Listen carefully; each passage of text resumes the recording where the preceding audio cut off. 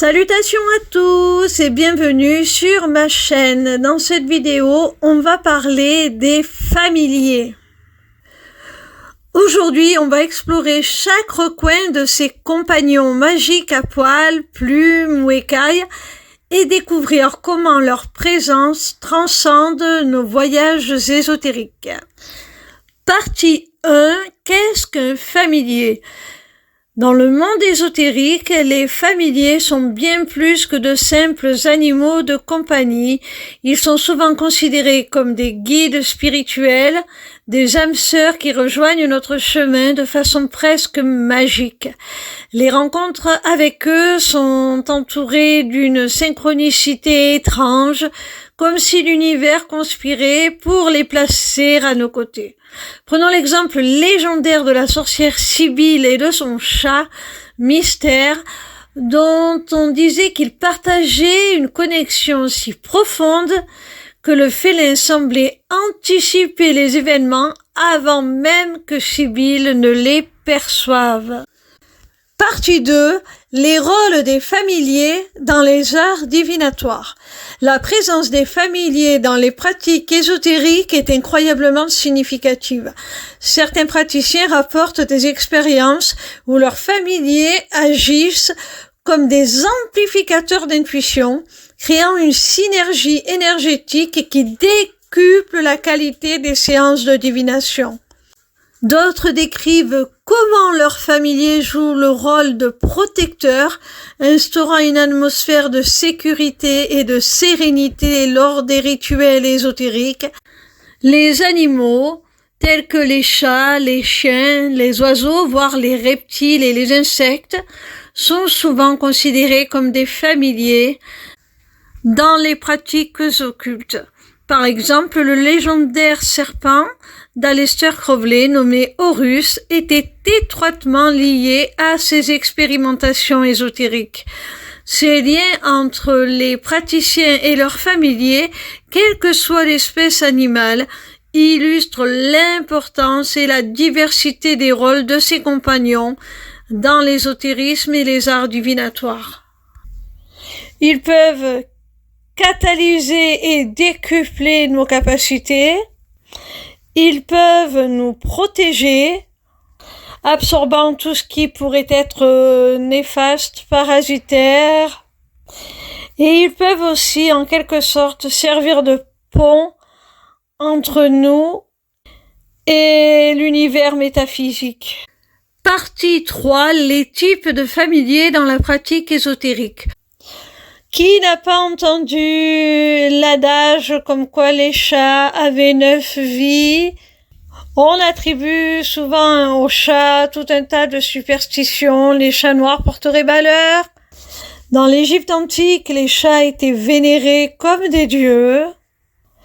Il est donc normal que beaucoup de praticiens aient pour familier un chat. Symbole d'intuition, symbole de pouvoir magique. On attribuerait plus au chat le rôle qu'on a vu tout à l'heure d'amplificateur de nos propres facultés. Les chiens, quant à eux, sont associés à la loyauté, à la fidélité, à la protection. Ils sont plus sensibles. Ils ressentent énormément les choses et peuvent nous prévenir en cas de danger. Les chiens peuvent également faire des familiers très puissants. Par exemple, le guérisseur nommé Sébastien avait une chienne nommée Luna, connue pour sa sensibilité aux énergies de guérison. Les oiseaux, avec leur connexion au monde spirituel, sont également recherchés. Ils sont souvent considérés comme des messagers et des intermédiaires. On peut citer en exemple le corbeau de la druidesse Isandre. Même les reptiles et les insectes, avec leur symbolisme ancien, peuvent influencer de manière étonnante. Il est dit que l'alchimiste Paracels avait un lézard familier nommé Azote, symbole de transmutation et de transformation. Partie 4. Comment la vie nous unit à nos familiers. Les rencontres avec nos familiers semblent souvent guidées par la destinée elle-même. Des circonstances étranges, des coïncidences frappantes ou même des signes subtils de l'univers semblent nous conduire à ces connexions spéciales. Parfois, ces rencontres sont si extraordinaires qu'elles donnent l'impression d'avoir été prédestinées, comme si une force cosmique avait joué un rôle majeur pour réunir ces âmes compagnes. Par exemple, la célèbre médium Madame Léota disait que son corbeau familier, Énigme, lui apportait des messages de l'au-delà à des moments cruciaux. La création du lien entre un praticien et son familier est souvent un processus mystérieux et intuitif. Il existe différentes perspectives sur la manière dont cette connexion se forme. Certains croient que le familier s'impose à nous de manière presque prédéterminée, comme s'il était destiné à croiser notre chemin. Cette vision suppose une sorte de destinée ou de synchronicité cosmique qui guide cette rencontre. Dans ces cas-là, l'animal semble choisir le praticien et la connexion entre eux se développe de manière naturelle, souvent accompagnée d'une forte intuition et de signes perçus comme des messages de l'univers. D'autres perspectives suggèrent que le praticien peut influencer cette connexion en choisissant consciemment un animal pour en faire son familier. Cela peut impliquer des rituels, des méditations ou des pratiques spécifiques visant à attirer ou à établir une connexion avec un animal en particulier. Certains praticiens croient en la possibilité de développer cette relation par le biais d'une intention claire et d'une ouverture à la guidance intuitive pour reconnaître le bon animal. Il est important de noter que cette connexion entre un praticien et son familier est souvent unique et personnelle. Elle peut être basée sur des signes subtils, des coïncidences frappantes ou une intuition profonde. Certains animaux semblent naturellement attirés par certaines personnes en raison de leur énergie, de leur spiritualité ou de leur intention.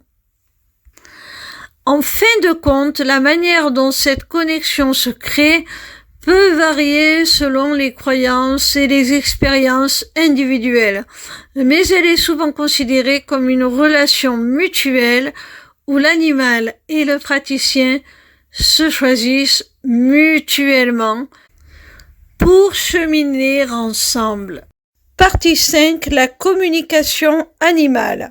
Certains individus affirment posséder la capacité de communiquer avec une espèce animale, voire tous les animaux, et pas seulement un animal en particulier qui serait leur familier. Cette capacité est souvent appelée communication animale ou communication télépathique avec les animaux repose sur le principe que chaque être vivant, y compris les animaux, communique à travers des signaux énergétiques, des émotions et des intuitions. Le lien entre cette capacité et le thème des familiers réside dans la conviction que tout animal a la potentialité de devenir un familier si une connexion et une communication claires sont établies. Pour les praticiens ésotériques, cette communication avec divers animaux peut ouvrir des portes vers la découverte de nouveaux guides spirituels ou une nouvelle forme de sagesse. Cette pratique repose souvent sur des techniques de méditation, de concentration et de sensibilité énergétique pour entrer en résonance avec l'essence même de l'animal. Certains praticiens affirment que cette communication transcende les barrières linguistiques et culturelles, car elle se base sur une compréhension intuitive et énergétique profonde entre l'humain et l'animal. Cette capacité élargie de communication avec divers animaux enrichit la compréhension du concept de familier, suggérant que la connexion avec un familier ne se limite pas à des espèces animales spécifiques, mais peut s'étendre à tout être vivant avec lequel une connexion profonde et une communication intuitive sont établies. Conclusion, cette plongée dans l'ésotérisme des familiers révèle leur importance transcendante dans les arts divinatoires. Ces compagnons spéciaux ne sont pas juste des animaux de compagnie, mais des guides spirituels, des protecteurs et des compagnons sur notre chemin initiatique. Il faut considérer ces rencontres comme des cadeaux de l'univers, des connexions enracinées dans la magie et le mystère de la vie. Accueille ces liens spéciaux avec gratitude et ouverture et laisse-toi guider par la magie de cette union mystique. J'espère que cette vidéo vous a été utile. N'oubliez pas de vous abonner à ma chaîne pour plus de contenu sur le monde fascinant des arts divinatoires. Merci de m'avoir suivi. Prenez soin de vous et à très bientôt pour de nouvelles missives célestes, car l'univers a toujours un message pour vous. N'hésitez pas à vous rendre sur ma page lesmissivescélestes.fr. Je mettrai le lien dans la description de cette vidéo. Vous y trouverez le lien pour vous inscrire au Taroscope, qui est une newsletter gratuite par laquelle vous pouvez recevoir chaque semaine vos prédictions signe par signe. Vous y trouverez aussi un accès à mon agenda pour pouvoir prendre rendez-vous avec moi, que ce soit pour une consultation de cartomancie ou pour un rendez-vous découverte de ma formation, l'Académie des Arts Divinatoires. Et pour finir, vous y retrouverez aussi un lien vers ma boutique Etsy que je viens d'ouvrir et sur laquelle sont mises en vente mes runes, entièrement fabriquées et créées par moi-même. Et je vous réserve une surprise parce que bientôt un deuxième produit sera disponible sur cette boutique.